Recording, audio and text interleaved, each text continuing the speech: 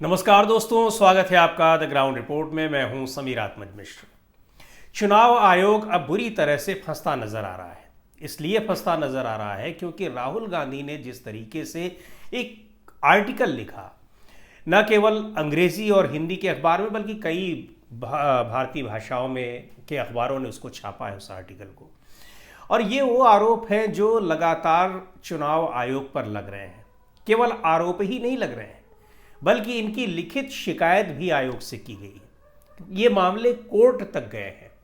मतदाता सूचियों में हेरफेर का आरोप महाराष्ट्र चुनाव और हरियाणा चुनाव के बाद लगा, उसके बाद दिल्ली चुनाव में लगा और उसके बाद भी ये कहा गया कि आगे भी ये प्रक्रिया जारी रहेगी। लोकसभा चुनाव में भी मतदाता सूचियों में गड़बड़ियों के आरोप लगे थे। लेकिन चुनाव आयोग इन सारे आरोपों का पूरी तरह से खंडन करता नजर आ रहा है। अभी जब राहुल गांधी ने यह पत्र लिखा तब भी खबर आई कि चुनाव आयोग ने इन सारे आरोपों से इनकार किया है। खबरें चल गईं।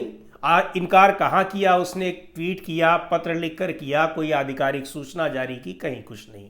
लेकिन अब जो खबर है वो ये है कि चुनाव आयोग को लिखित रूप से जब राहुल गांधी शिकायत करेंगे तब वो इसका जवाब देगा, ऐसा कहा गया। ये कोई इसका भी कोई इसके बारे में कोई स्पष्टीकरण या कोई प्रेस रिलीज नहीं जारी की गई है।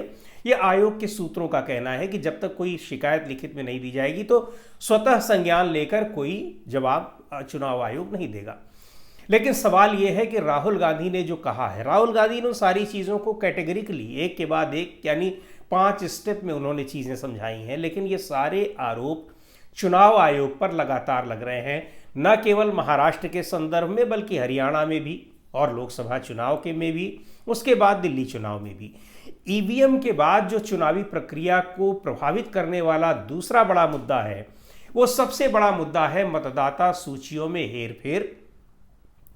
और इन्हीं मतदाता सूचियों में हेरफेर का इस्तेमाल करके जब शाम को 5 बजे जब मतदान का समय समाप्त हो जाता है तब जो आंकड़े आते हैं, उसके बाद जो अचानक बढ़े हुए आंकड़े आते हैं, ये सबसे बड़ा स्कैम है जिसकी जांच की मांग की जा रही है, जिसको सार्वजनिक करने की मांग की जा रही है। अब सवाल ये उठता है कि अगर चुनाव आयोग को ये लग रहा है कि चुनाव आयोग की छवि खराब हो रही है, इन आरोपों में कोई दम नहीं है, ये आरोप पूरी तरह से निराधार है, तो जिस तरीके से ये आरोप लगाए जा रहे हैं तथ्यों के आधार पर बाकायदा एक एक जगह की उनको सूचना दी जा रही है कि कहाँ किन जगहों पर कितने अतिरिक्त वोट बढ़ गए, कितने एग्जिस्टिंग वोट्स यानी जो ऑलरेडी वहाँ पर मतदाता हैं उनके नाम काट दिए गए, अचानक से लाकर ऐसे लोगों के नाम जोड़ दिए गए जो कहीं अस्तित्व में ही नहीं है।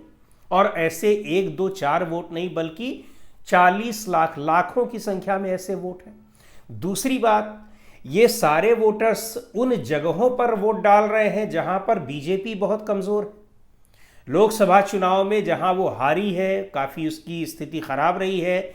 विधानसभा चुनाव में वही जो वर्चुअल वोटर्स हैं वो आकर वोट डाल देते हैं और वहीं पर भारतीय जनता पार्टी पूरा चुनाव क्लीन स्वीप लगभग कर जाती है। जहां 32% स्ट्राइक रेट उसकी है, यानी 100 में से 32 कैंडिडेट उसके जीत रहे हैं, वहीं 100 में से 90 सीट जीत ले रहे हैं। 4-5 महीने के भीतर ऐसा कौन सा बड़ा परिवर्तन हो गया? तो ये सारे जो आरोप लगे हैं ये तथ्यों के आधार पर आरोप लग रहे हैं।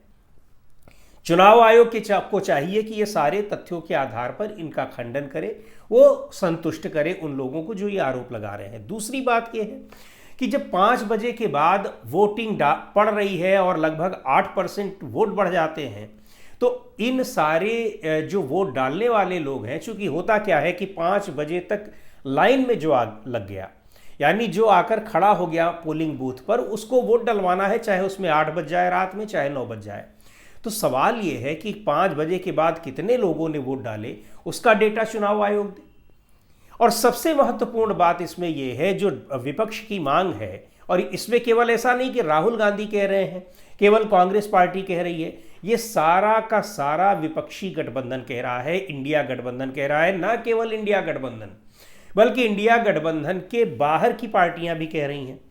वो पार्टियां भी कह रही हैं जो अभी तक एनडीए में शामिल थी। आपको याद होगा कि चुनाव आयोग के बाहर लगातार प्रदर्शन किया था उड़ीसा की पार्टी बीजू जनता दल ने, जो अभी कुछ दिन पहले तक वो वहाँ पर सत्तारूढ़ थी, और भारतीय जनता पार्टी से वो चुनाव हार गई है।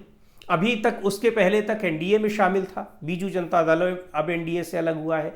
उनका भी सीधा आरोप यही है कि मतदाता सूचियों में गड़बड़ी हुई, ईवीएम में गड़बड़ी हुई, और बीजेपी वहाँ पर चुनाव जीत गई। तो सवाल ये है कि पहली बात तो ये कि इन सारे जो आरोप हैं, जो लोगों की शंकाएं हैं, उनका निराकरण करें। आयोग ऐसे एक लाइन का जवाब देकर नहीं शांत हो सकता है। ये महत्वपूर्ण मुद्दा है और एक जिम्मेदार संस्था है, संवैधानिक संस्था है, और जो लोग सवाल पूछ रहे हैं वो भी जिम्मेदार लोग हैं, देश के करोड़ों लोगों का प्रतिनिधित्व करने वाले लोग हैं। 100 सांसदों की 100 लोकसभा सदस्यों की पार्टी है कांग्रेस पार्टी, समाजवादी पार्टी है, तेलुगु देशम पार्टी है, इसके माफ़ कीजिएगा सारी पार्टियां, तेलुगु देशम पार्टी हो, चाहे वो डीएमके हो, चाहे वो तृणमूल कांग्रेस हो, चाहे वो बीजू जनता दल, सारी पार्टियां, ये सब अपने यहाँ के लाखों करोड़ों लोगों का प्रतिनिधित्व करने वाली पार्टियां हैं। सीधे उनके प्रति वो जवाबदेह हैं। तो अगर वो उनकी आशंकाएं हैं तो ये उनकी आशंकाओं का समाधान करने का दायित्व है, जिम्मेदारी है चुनाव आयोग पर। ऐसे नहीं है कि वो एक लाइन का कह दिया कि आप तो झूठे हैं, गलत बोल रहे हैं, कोई इनका आधार नहीं है। ऐसा नहीं हो सकता है, आपको ये जवाब देना पड़ेगा। और अगर जवाब दीजिए, नहीं अगर वो संतुष्ट, अगर वो गलत साबित होते हैं तो आप उनके खिलाफ केस करिए, आप उनको गिरफ्तार करिए, सजा दिलवाइए कोर्ट में जाकर। लेकिन सवाल ये है कि आपके पास खुद ही उनका जवाब नहीं। ये सारे सवाल ऐसे हैं जो हर जगह एक ही पैटर्न पर दिखाई पड़ रहे हैं, और कहा भी चुनाव के समय कहा भी जा रहा है। संजय राउत का बयान कितना वायरल हुआ था कि 39 लाख फ्लोटिंग वोटर्स हैं। ये फ्लोटिंग वोट्स हैं जो महाराष्ट्र में भी वोट डाल रहे हैं, जो गुजरात में भी वोट डाल रहे हैं, जो पश्चिम बंगाल में भी डालेंगे, जो बिहार में भी डालेंगे, और वही गुजरात के वोटर्स दिखाई पड़ रहे हैं पश्चिम बंगाल में। तो ये सारी चीज़ें कैसे हो रही हैं? इसका मतलब कि इसमें हेरफेर है। और दूसरी बात ये कि जब कहा जा रहा है कि आप लोकसभा चुनाव की मतदाता सूची, राज्यों की विधानसभा चुनाव की पूरी मतदाता सूची आप उसको क्यों नहीं पब्लिक कर रहे हैं, उसमें दिक्कत क्या है? तो आप अपनी जो गलतियां हैं, जो आप पर आरोप लग रहे हैं, आप उन आरोपों का खंडन कीजिए, उसी तरह खंडन कीजिए जैसे तर्कों और एविडेंसेस के आधार पर आपके ऊपर आरोप लगाए जा रहे हैं। आप भी एविडेंसेस के आधार पर उनको खारिज करिए, और नहीं तो फिर आप जो लोग ये आरोप लगा रहे हैं आप उनके खिलाफ कार्रवाई करिए, आप उनको केस करिए, उनके खिलाफ कोर्ट में ले जाइए, सजा दिलाइए उनको। लेकिन आप सजा कैसे दिलाएंगे? और जो लोग भी ये दावा कर रहे हैं जिम्मेदार लोग हैं, ऐसे हवा में तो दावा कर नहीं रहे हैं। और महाराष्ट्र में तो आपने देखा ही कि पूरी की पूरी जनता इसके खिलाफ उठ के खड़ी हो गई। कई गांव में, मरकटवाड़ी गांव है वहां पर, जहां लोगों ने मॉक पोलिंग कराई। उन्होंने कहा कि हमने जहां वोट डाला है उसको गया ही नहीं, गया किसी दूसरे को। हम वोट डाल रहे हैं जिस पार्टी को, उस पार्टी का कैंडिडेट हार रहा है, जीत दूसरी पार्टी का कैंडिडेट रहा है। और कई गांवों में इस तरह से हुआ। तो सवाल यह है कि क्या वास्तव में चुनाव आयोग ये सारी धांधली कर रहा है, जानबूझकर कर रहा है, और वास्तव में ये मैच फिक्सिंग है? और अगर ये मैच फिक्सिंग है तब तो फिर लोकतंत्र का कोई मतलब नहीं रह गया। डेमोक्रेसी में आपके वोट की कीमत होती है। आपने वोट जहां दिया है, हमने और आपने, हमारे और आपके वोट सही जगह जिनको हमने दिया है उन्हीं को मिला है या नहीं, ये सुनिश्चित करने की जिम्मेदारी चुनाव आयोग की होती है। और ये बहुत बड़ी जिम्मेदारी होती है, क्योंकि इसी के आधार पर देश का भविष्य तय होता है। लेकिन सत्ता पक्ष के साथ मिलकर अगर चुनाव आयोग जैसी संवैधानिक और निरपेक्ष संस्था इस तरह का काम करने लगेगी तो फिर संवैधानिक मूल्य इस संस्था की जो है वो तो खत्म हो ही रहे हैं। ये संस्था अपनी उपयोगिता को खत्म कर रही है। ये देश की लोकतांत्रिक व्यवस्था को किस कदर ये डैमेज कर रही है, ये सोचने वाली बात है। तो ये बिल्कुल स्पष्ट है कि पहली बात, अगर जो आरोप है उन आरोपों का सीधे तौर पर प्रमाणों के आधार पर जवाब दिया जाए, और अगर वो गलत है तो आरोप लगाने वालों के खिलाफ कार्रवाई की जाए, केस किया जाए, उन्हें सजा दिलाई जाए। आज की इस वीडियो में इतना ही। अगले वीडियो में फिर मिलेंगे एक नए विषय के साथ, एक नए मुद्दे के साथ। द ग्राउंड रिपोर्ट के यूट्यूब चैनल को आपने अब तक सब्सक्राइब न किया हो और आपको अच्छा लगे तो आप ज़रूर इसको सब्सक्राइब करिए, सपोर्ट करिए, हमें समर्थन करिए और अपने सुझाव भी हमें ज़रूर दीजिए।